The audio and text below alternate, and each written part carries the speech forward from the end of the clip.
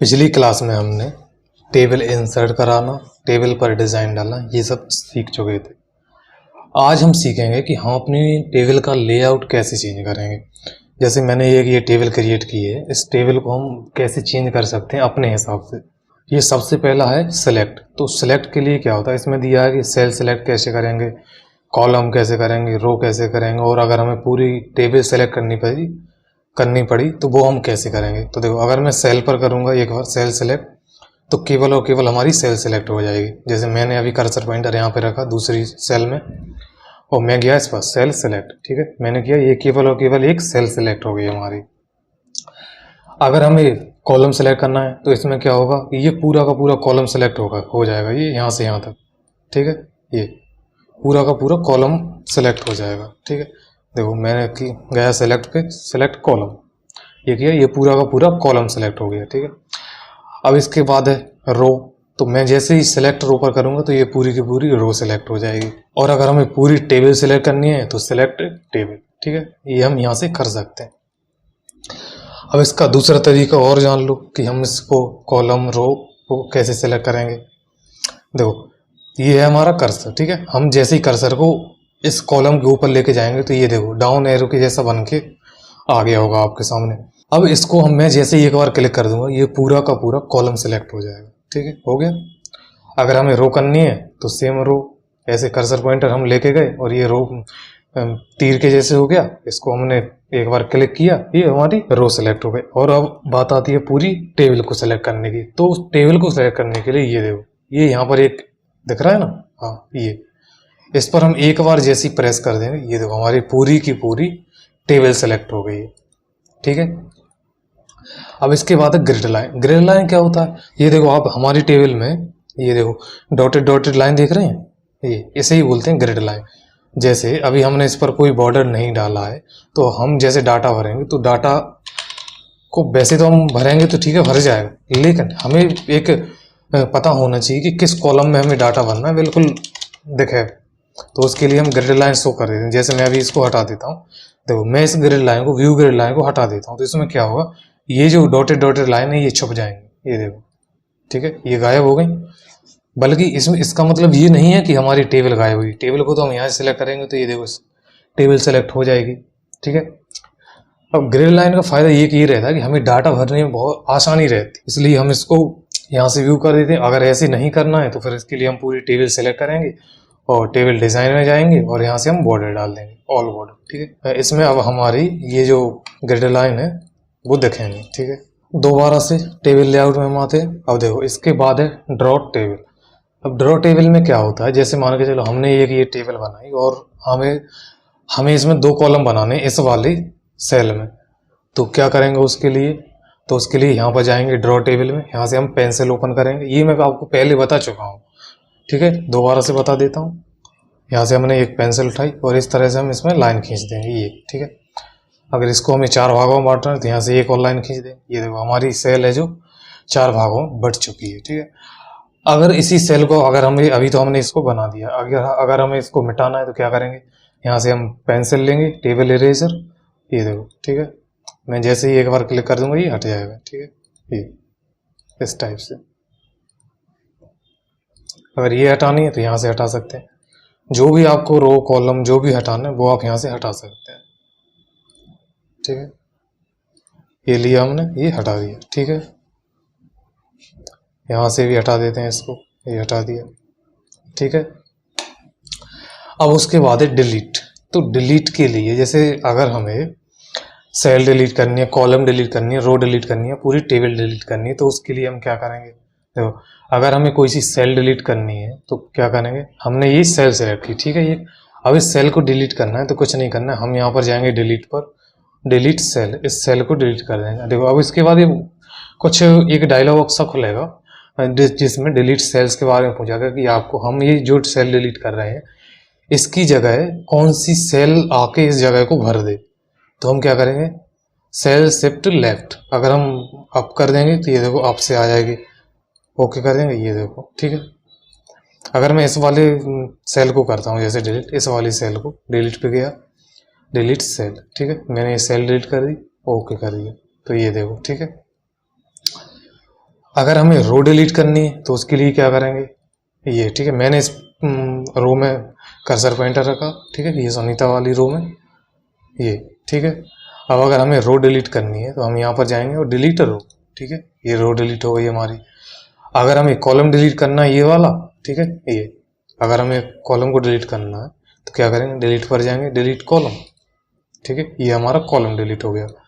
इस वाले कॉलम को डिलीट करना है तो यहाँ पर जाएंगे, डिलीट कॉलम, ठीक है, ये कॉलम डिलीट हो गया।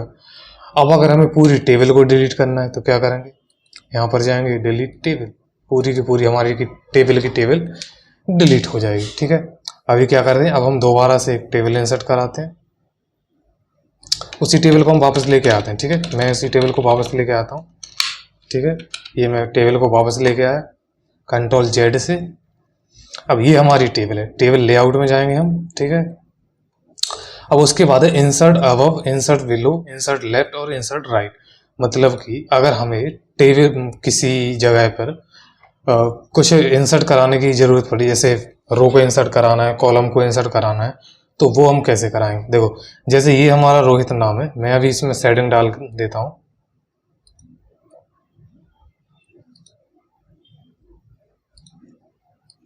ठीक है, ये मैंने सेटिंग डाल दी है, एक और डाल देते हैं, ठीक है।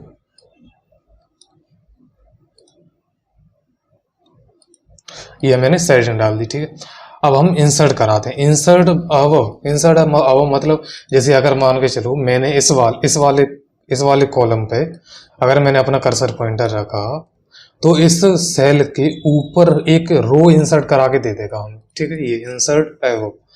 देखो अभी क्या होगा, ऊपर इंसर्ट हो गया। अगर इसी रोहित के जस्ट हमें विलो मतलब नीचे, अगर नीचे हमें इंसर्ट कराने हैं कोई सी रो तो वो हम यहाँ से करा सकते हैं, इंसर्ट विलो, ठीक है, ये हो इन दोनों इंसर्ट। अब इसके बाद है इंसर्ट लेफ्ट, अगर हमें लेफ्ट में इंसर्ट करानी तो हम इंसर्ट लेफ्ट, देखो ये इसमें क्या था कि इसमें रो इंसर्ट हो रही थी और इसमें कॉलम, ठीक है, इंसर्ट लेफ्ट, तो ये देखो इंसर्ट लेफ्ट, लेफ्ट में एक कॉलम इंसर्ट करके दे दिया हमें। और अगर हमें राइट में इंसर्ट कराना तो इंसर्ट राइट, ये हम इंसर्ट राइट, ये देखो यहाँ पे इंसर्ट करा के दे दिया हमें। अब मैं इसको कंट्रोल जेड से वापस लेके जाता हूँ, अपनी टेबल को थोड़ा छोटा करते हैं, कंट्रोल जेड, ठीक है। अब देखो अब इसमें क्या अगला ऑप्शन है मर्ज। अब मर्ज में क्या रहता है, अगर मान के चलो मुझे इन चारों कॉलमों को एक साथ मर्ज करना है तो वो मैं कैसे करूँगा, तो यहाँ पे रहता है मर्ज सेल। मैं जैसे इस पर क्लिक कर दूंगा, ये देखो मर्ज हो गई सेल। अब इसको सेंटर करना है तो वो आप यहाँ से कर ही सकते हैं, ठीक है, ये मैंने सेंटर कर दिया, कंट्रोल ई, ये मैं आपको बता चुका हूँ पिछली क्लास में अपनी, ठीक है। अब उसके बाद है स्प्लिट सेल। देखो जैसे ये हमारी सेल है, इस सेल को अगर हमें दो भागों में तोड़ना है तो क्या करेंगे, स्प्लिट सेल। जैसे ही मैं इस पर क्लिक करूंगा इसके बाद ये डायलॉग बॉक्स ओपन करेगा स्प्लिट सेल, जिसके बारे में वो पूछेगा आपसे कि नंबर ऑफ कॉलम, आपको इस सेल में कितने नंबर ऑफ कॉलम बनाने। जैसे मैं 3 कर देता हूँ, नंबर ऑफ रो एक ही रहने देते हैं, ठीक, ये देखो 3 भागों में तोड़ दिया उसने, 1 2 3, ठीक है, 3 कॉलम बना के दे दिए। अब इसके बाद है स्प्लिट टेबल। जैसे मान के मुझे इस टेबल को 2 भागों में तोड़ना है, सुनीता के बाद तोड़नी, तो क्या करेंगे, यहाँ पर मैंने अपना कर्सर पॉइंटर रखा, स्प्लिट टेबल पे जाऊंगा, वो ये देखो तोड़ दी ना टेबल यहाँ से, सुनीता के जस्ट पहले से, ठीक है। अब इसके बाद है अगला ऑटो फिट। अब ऑटो फिट में क्या होता है कि हमने इसमें ये टैक्स लिखा है, इस टैक्स के हिसाब से ये जो टेबल है इस टैक्स के हिसाब से ऑटो फिट हो जाए, तो उसके लिए क्या करें, हमने टेबल को सिलेक्ट किया, ठीक है, ऑटो फिट में जाएंगे। अब ऑटो फिट में ये पूछेगा आपसे कि आपको कंटेंट के हिसाब से ऑटो फिट करना है या विंडो के हिसाब से करना है, या फिर आपको अपने कॉलम की जो साइज रहती है उसको फिक्स रखना है, या बिर्थ रहती है उसको फिक्स रखना है। तो हम क्या करते हैं, अभी हम कंटेंट के हिसाब से रखते हैं। तो जैसे मैं कंटेंट के हिसाब से रखूंगा तो जितना हमारा कंटेंट होगा उस हिसाब से वो जगह घेर लेगा, ठीक है। अगर हमें विंडो के हिसाब से रखनी, मतलब कि हमें अपने डॉक्यूमेंट के हिसाब से रखनी है कि डॉक्यूमेंट की साइज कितनी है, तो वो हम यहाँ से कर सकते हैं। जैसे मैंने इसको किया ऑटो फिट विंडो, ठीक है, तो ये इस हिसाब से ले लेगा। अगर हमें अपने कॉलम की विड्थ फिक्स रखनी है तो वो हम यहाँ से कर सकते हैं, फिक्स कॉलम विड्थ, ठीक है।